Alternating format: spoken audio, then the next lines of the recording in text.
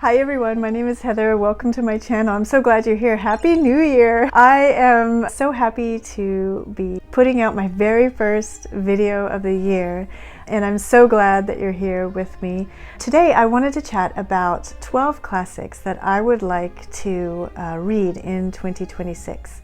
I also wanted to quickly share with you how I come to decide which classics that I want to read. It involves sort of paying attention to what movies are coming out, which books are in the public domain this year, and also which books have anniversaries. I tend to let those kind of be my guides and see if any of my reading wishes or tastes coincide with things that are happening in those areas.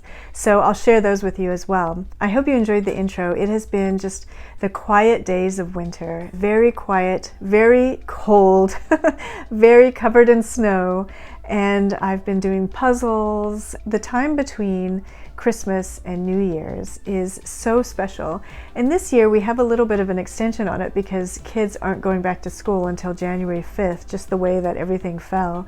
And so there's a few extra days that involve this really quiet time. I have a warm, cozy cup of tea. It's a little drunk out because I am doing this introduction for the second time. I realized that I was actually sitting half off the camera, so I have to do it again. But anyway, I'm just going to take a sip of my tea and we'll get started. Oh, it's so warm. I love it. I don't know if you can hear the heating pipes. Our home is over 100 years old, so it's got all these old features. First, I just wanted to read to you guys which books that are entering the public domain caught my eye and share that with you. The first one is Nancy Drew, The Secret of the Old Clock. The first Nancy Drew just hit public domain. That is a very important one to me because I love the Nancy Drew series. I'm constantly reading Nancy Drew, and now and then I just get the mood to read Nancy Drew, so I pick it up. Another book that I've had forever and been so curious to read is The Cat Who Went to Heaven by Elizabeth Coatsworth. This is also entering public domain. Another one that I will probably get to with my son this year.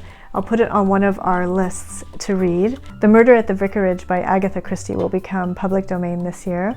So that's a good one that I might like to read. Also, just as a matter of interest, a very famous picture book, The Little Engine That Could, also enters public domain this year. I love to see what's coming out in public domain because it usually means, not always, but it often means that we'll be getting some really pretty republished editions or newly illustrated editions of these classics. The next thing I look at is what movies are coming out. This year there are so many good movies coming out. Dune Part 3, and then we have The Mandalorian, Star Wars, and then my heart is all aflutter because finally there is going to be a Masters of the Universe movie coming out in June. I cannot wait.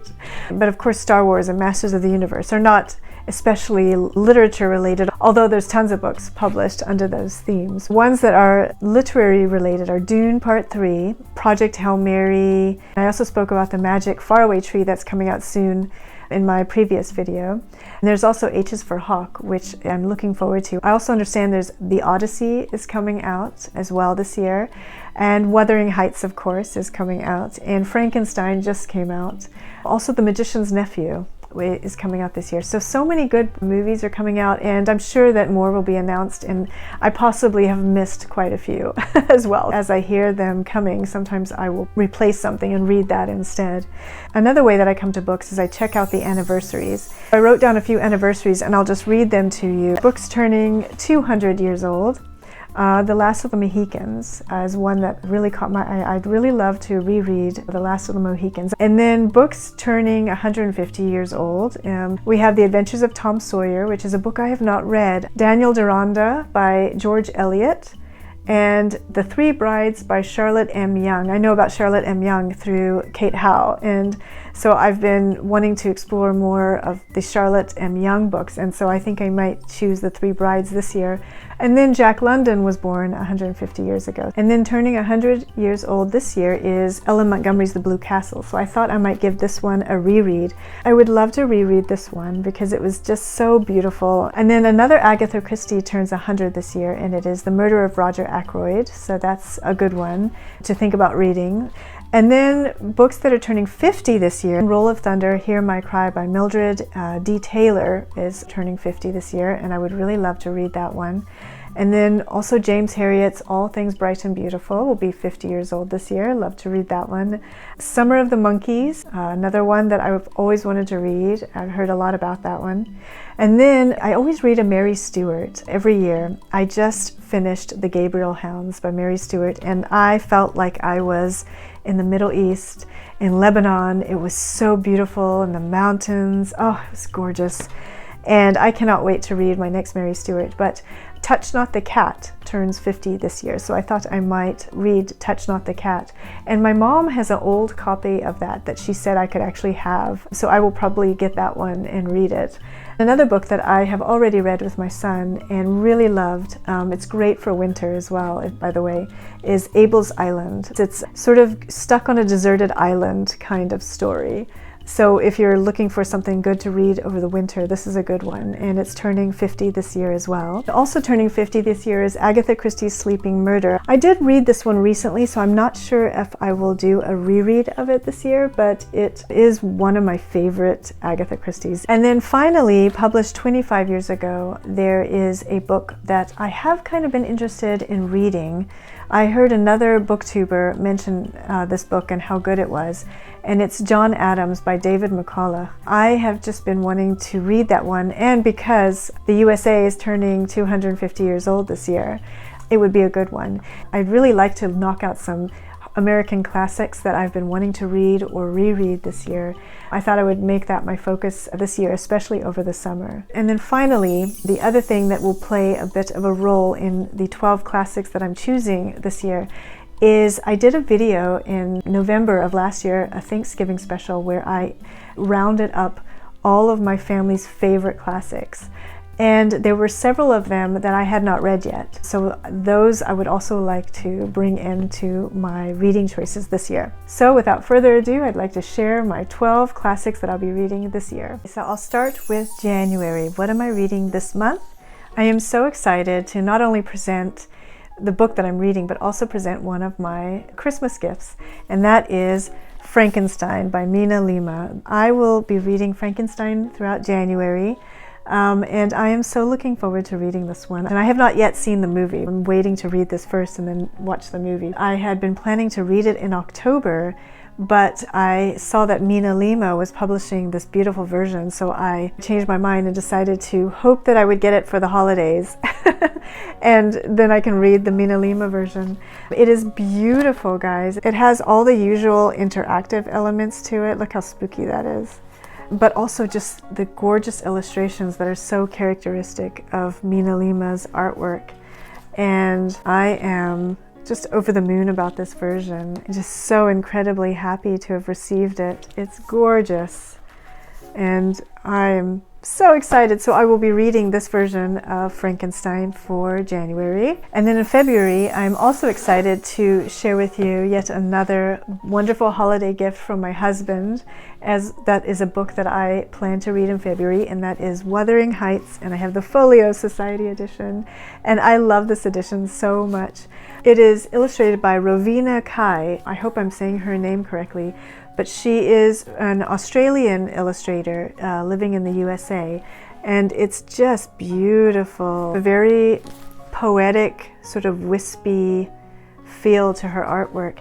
And she does a number of cover artworks as well as interior illustration for fantasy books, one of which caught my eye, and that one was called The Giant in the Sea, I believe, and that looks quite interesting. And then in March, I always like to read something that has color in the title. I guess because I think of St. Patrick's Day and I think of the rainbow with the pot of gold at the end of it. Last year I had wanted to read A Study in Scarlet by Arthur Conan Doyle, and I just didn't get to it. This beautiful edition is by Vincent Mallier, who has other books in this series, and which I'm excited to see which other ones come out. So far they have The Strange Case of Dr. Jekyll and Mr. Hyde, as well as Arsène Lupin. In April, I would like to finish a book that I started last year but did not finish, and that is The Hunchback of Notre Dame. This one is so worthy, and I know it's really good, but I just did not finish it. I kind of got stuck. I got through a piece where Victor Hugo is kind of giving a history lesson of Paris and of humanity, and by the time we got back to the story, I'd forgotten what had happened. So I had a hard time getting back into it. But now I've passed that part, and so I'm just going to maybe go back and read the story, skip that part, and then continue reading onwards. And so anyway, so I would like to finish The Hunchback of Notre Dame in April, which is a great time to read it. Also, if I finish this before the end of April, I would also like to read Pygmalion by George Bernard Shaw. I have wanted to read that one for a while. I love My Fair Lady with Audrey Hepburn, and I've always been curious to read the literature that it's based upon, and so I would like to get to that in April as well. Then in May, I am going to read my Jane Austen of the year early this year, because I would like to devote my summer reading to American classics. This year, the Jane Austen that I decided to go with is Sense and Sensibility. Since the 250th anniversary of her birth was last year, I decided to follow the books in order, and I know that Northanger Abbey was technically written first, but I decided to just simplify it and go with order of publication, and Sense and Sensibility was the first completed novel to be published. And so I decided to go with this. I love this version by Nirut Puttapipat that they did for the Bath Bicentennial celebration. It's so pretty, and it's just a stunning book. And I have Nirut Puttapipat's Pride and Prejudice as well. And I believe they also illustrated Emma and Persuasion. I love that some of them are silhouettes, which were an art form that was quite popular for the time. It's just such a beautiful, beautiful version. So I will be reading Sense and Sensibility in May. And then in June, I would like to read my F. Scott Fitzgerald of the year. I decided I would read This Side of Paradise. I've read The Great Gatsby before. It was my absolute top book of 2024. And in 2025, I read Tender is the Night, which I loved as well. And I decided to go with This Side of Paradise. I just made a random choice. That could change, but there will be an F. Scott Fitzgerald in June. I don't have a copy of that one yet, so as I go along, I'll find a really pretty copy and show you guys. And then for July, I wanted to read another book that I do not have a copy of yet, and that is To Kill a Mockingbird. This is not only because I am reading through great American classics, but also because that was my mom's favorite book that she named when I did my family favorites. I did read it in school, but it's been a while, so I will look for a beautiful version of that one. And for August, which is the windy month around here, I decided to read Gone with the Wind. That is another one that is a great American classic that 3 or 4 of my family members all said was their absolute favorite classic. And then in September, I would like to read a book that I've heard so much about. It's a genre that I don't really read much of. There are a few middle grade books that I've read that are Westerns. We just read one recently, The Great Turkey Walk, which is one of them. There have been a couple of others that I would classify as Westerns, and I really enjoy them, but I haven't read very many Westerns in my reading life. And I have been wanting to read Lonesome Dove forever because I've heard so much about it. One of my best friends says it's one of her absolute favorite books. And so I think I'm going to try and read Lonesome Dove in September. And then October, I am not sure yet what I want to read for Victober this year, but I'm leaning towards Great Expectations by Charles Dickens. I read A Tale of Two Cities this year and just loved it, and I want to begin exploring more of Charles Dickens' works. But I'm also interested in reading more Elizabeth Gaskell, as well as Daniel Deronda has an anniversary this year by George Eliot, which is another one I have not read yet. It's up in the air, but for the sake of this video, I'm going to say Great Expectations is high on the list. And then for November, which is when my grapes are ripe, I thought I would read The Grapes of Wrath by John Steinbeck, another American classic that is also a family favorite on our list. Another one that I read in high school, but I have forgotten details. And in December, I want to read The Nutcracker, but if there's time, I would really like to read Edith Wharton's Ethan Frome. This was another one that was a favorite from my family's list. One of my aunts, it's one of her favorites. So I would love to get to Ethan Frome. I just wanted to share with you guys 2 or 3 classics that are on my son and my read aloud list, or read a book by the decade list. And the oldest one, the 1800s entry, is a book that is really not wintry at all. I've just wanted to read it for so long, and I think my son will really enjoy it, and it is The Swiss Family Robinson. And I have this version, which is the Junior Illustrated edition, and it's illustrated by Lind Ward. And Lind Ward you might know from The Biggest Bear. If you know this book, then you will know Lind Ward's illustrations. Lind Ward is kind of cool because he developed these wordless novels using woodcuts, and these wordless novels became the foundation of graphic novels that we have today. And so he was very instrumental in the development of the graphic novel in that way. And another thing that I thought was so cute when I was researching a bit of history on Lind Ward is that his first grade teacher told him that Ward spelled backwards is draw, and that's when he felt like becoming an illustrator was his calling, and I thought that was pretty cool. I really love these Illustrated Junior Library editions because of their coverage. They just always have so much illustration coverage. And Lind Ward's illustrations are rather beautiful and just all over the place, prolific throughout. So yeah, The Swiss Family Robinson by Johann David Wyss. And then the other two are more modern classics. And the first one is The Golden Compass by Philip Pullman. It's the first in his Dark Materials series. And this is another one that I had been holding off until my son was a bit older. But I met a bookish friend from Instagram in Paris this year, and a boy that's about my son's age, and he had just read this, and he and his dad were telling us that it was actually a great age for this. And so I decided to give it a try, and I have this beautiful version illustrated by Chris Wormel. Chris Wormel also illustrated the other two in the series, The Subtle Knife and The Amber Spyglass. I'm very excited to get to this one. I've been looking forward to breaking into this edition because it's so beautiful. And then finally, I have a Rosemary Sutcliffe I wanted to share with you, and it's Beowulf Dragon Slayer by Rosemary Sutcliffe. This one is from 1961, and I've been wanting to read a retelling of Beowulf with my son. When my son was younger, we read Beowulf, and this is a wonderful graphic novel, and he just really enjoyed it. It tells the story of a group of kids in a neighborhood, and it follows the same pattern as you get in the Beowulf fable, both in story as well as in language.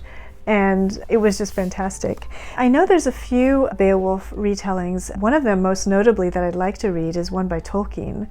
But I thought I would start with this one by Rosemary Sutcliffe because it's illustrated throughout by Charles Keeping, and they are wonderful. I'm trying to make sure not to show any that are too scary with the monster, and although they're not really that scary at all, but I always try to make sure that in case anyone's watching my videos with kids that I don't show any illustrations that are too scary or anything. I think there's a dragon on the top of that pile of treasure there. Charles Keeping is a wonderful illustrator. He went on to illustrate many of Rosemary Sutcliffe's books, as well as he did some for the Folio Society. I believe there is a version of Pickwick Papers by Charles Dickens, as well as, speaking of Wuthering Heights, he has a wonderful edition of Wuthering Heights that he illustrated.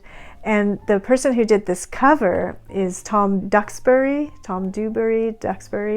I hope I'm saying his last name correctly. But he has a connection to Philip Pullman as well, because he did the artwork for Serpentine by Philip Pullman. So that's very interesting, but I just thought this cover is stunning.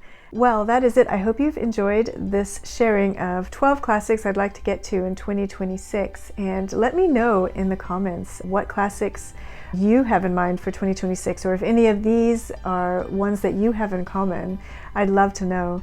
Also, let me know if any of the classics that are coming into public domain or becoming movies this year, or having anniversaries, if any of those appeal to you. I'd be interested to know.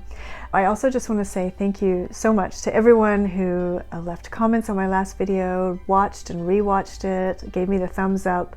Thank you so much. I really appreciate it. And welcome to new subscribers. Welcome. I'm so glad you're here. I'll be back soon with another video. So until then, I hope you take care. Bye.